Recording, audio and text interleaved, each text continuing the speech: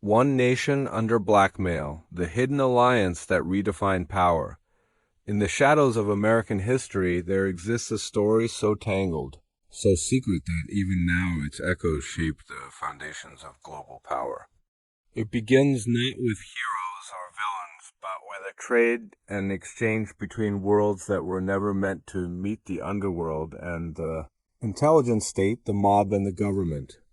And at the heart of that pact lies the machinery of blackmail, a weapon that reshaped nations and rewired the truth itself. When you look back to the 1940s, you see America standing at a crossroads, a new empire rising from the ashes of war, desperate for order and control.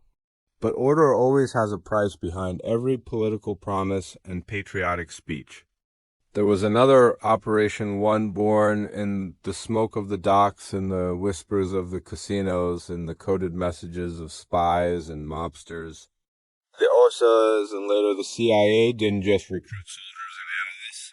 They recruited criminals, men who knew how to make people disappear, how to buy silence, how to move money in the dark.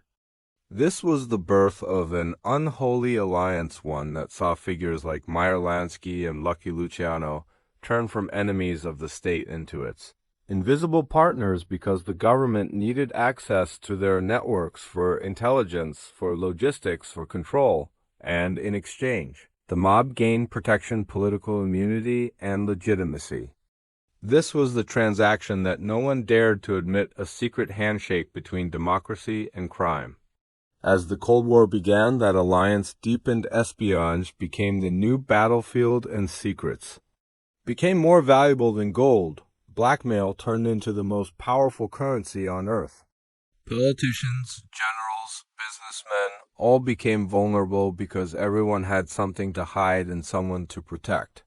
The same agencies created to defend freedom began to weaponize corruption, using it as leverage against enemies, foreign and domestic. And soon the lines between national security and organized crime disappeared. Intelligence operatives learned from gangsters how to control through fear, through favors, through the quiet promise of destruction, and in turn the mob learned the language of geopolitics. From that union, a new class of power was born. People who operated above law and ideology, a hidden infrastructure of influence spanning finance, intelligence, entertainment, and politics. This was not chaos, this was architecture. By the 1960s and 70s, the system had perfected itself. Scandals like Watergate and Iran-Contra were not accidents. They were glimpses of a network too vast to be named. Every scandal was a symptom of a deeper disease, a machine that needed secrecy to survive. And as the decades passed, the faces changed, but the structure did not. The methods evolved, blackmail adapted, from photographs and tapes to offshore accounts and encrypted servers, from hidden safes to digital vaults. The tools modernized, but the intention remained the same: control. The Epstein scandal, decades later, was not an anomaly. It was continuity. It was the same system reborn for the modern era. An ecosystem of compromise merging power, sex, intelligence, and finance built on the same foundation of blackmail that had governed the shadows since the mid-century. What Epstein represented was not a single man's corruption, but a system's inheritance. Whitney Webb in One Nation Under Blackmail tears through this illusion. She shows that the machinery of control never stopped. It only changed disguise, from casinos to corporate boards, from secret islands to data centers. The mechanism persists because it serves the most fundamental hunger of the elite: immunity through exposure, safety through compromise, power through fear. She traces the evolution of these networks, revealing that the relationship between intelligence and organized crime wasn't incidental, it was structural. It wasn't the failure of democracy, it was its design. The United States built its empire not only on economics and war, but on the management of secrets, on the weaponization of shame, and on the belief that power must always remain unaccountable.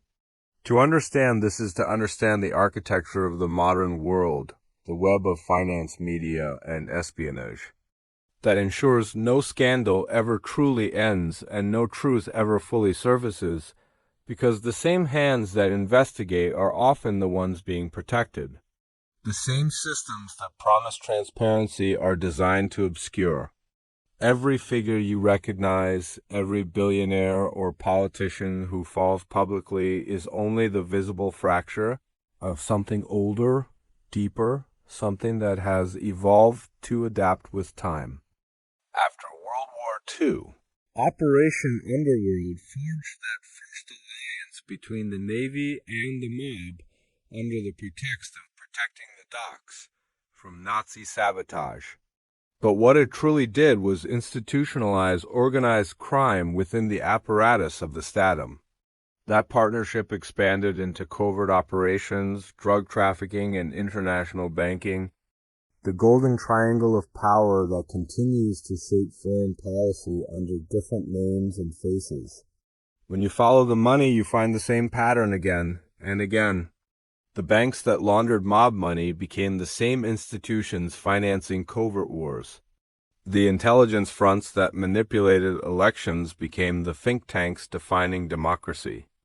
And behind each move stood the same invisible motivations and force for compromise.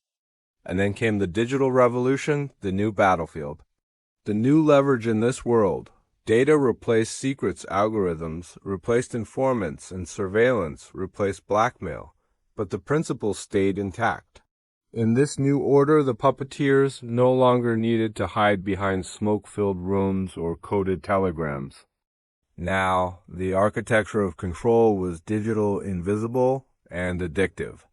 You didn't need to threaten a senator with a secret photograph when you could simply track every search he made, every message he sent, every dollar he moved through the invisible veins of the banking system.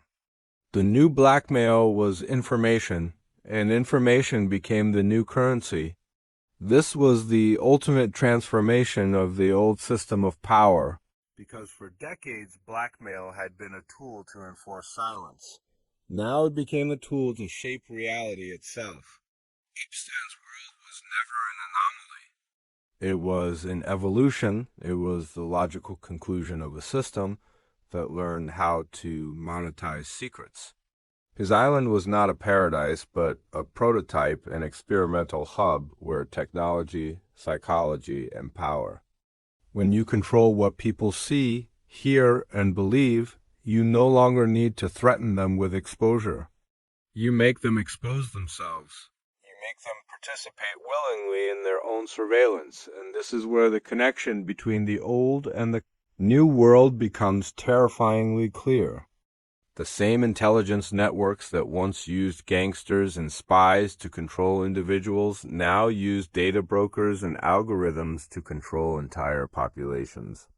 The same principle persists: the collection of compromising material, the leverage of human weakness, the conversion of private information into political influence. He weaponized intimacy the same way governments had weaponized information for decades. He built his empire not with guns or bombs, but with trust and curiosity and the arrogance of those who thought they were untouchable. And when he fell, the system simply adapted. It doesn't die, it mutates. What makes this story dangerous is not that it happened, but that it keeps happening in new forms, invisible and refined behind every scandal. There is a structure behind every name and network, and behind every illusion of justice, a deeper layer of compromise. The union between intelligence, finance, and organized crime that began in the mid-20th century has become the nervous system of our globalized world, hidden behind philanthropy, think tanks, digital platforms, and entertainment empires. It's a world that launders not just money, but narratives. Power learned to entertain, to distract, to disguise manipulation as convenience and surveillance as safety. We are told that everything is for our protection, that data collection is harmless, that wealth concentration is efficiency, that influences innovation, but behind these slogans lies the same ancient machinery of control. The same strategy of manufacturing consent through fear, desire, and dependency. The tools are new, but the blueprint is old. And when you trace this blueprint through time, you see the pattern repeating in different masks. The Cold War, the war on drugs, the war on terror.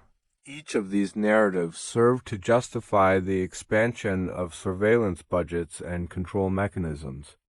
And behind each one, you find the same quiet architects: intelligence, officials, bankers, and corporate magnates, rotating between government and private industry, perfecting the art of plausible deniability and selective justice.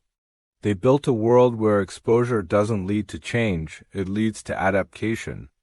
Scandals become tests. The system learns from every failure.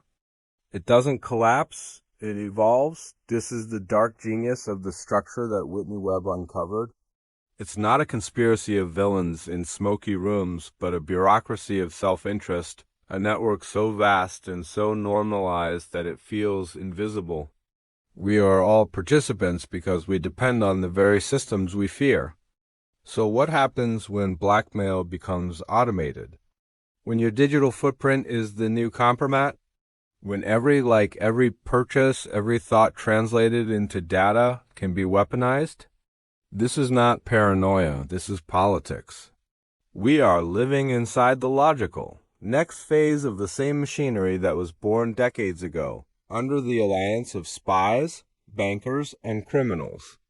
The difference is that now it no longer needs violence to control, it just needs access. And here lies the final paradox. The more connected we become, the easier we are to isolate. The more informed we are, the easier we are to manipulate. The more data we share, the less privacy we own. It's a system that feeds on transparency while remaining opaque, a mirror that reflects everything except itself.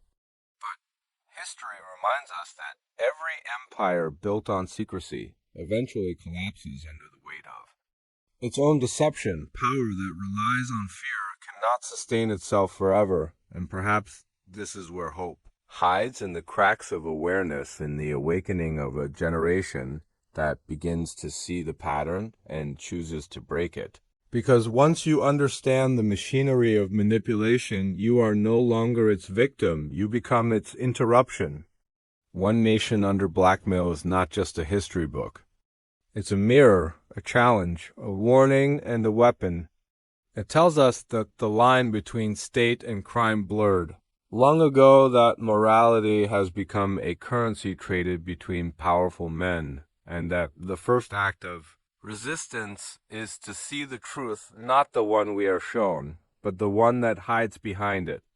And maybe that's how real change begins, not with revolutions televised or riots in the street, but with silent clarity, with people who refuse to be deceived again, who choose to observe instead of obey, question instead of consume, and remember instead of forget. Because the most powerful form of blackmail is ignorance, and the only cure for it is understanding. The future will not be decided by those who hold secrets, but by those who refuse to be controlled by them, and in that refusal perhaps lies the only freedom we have left.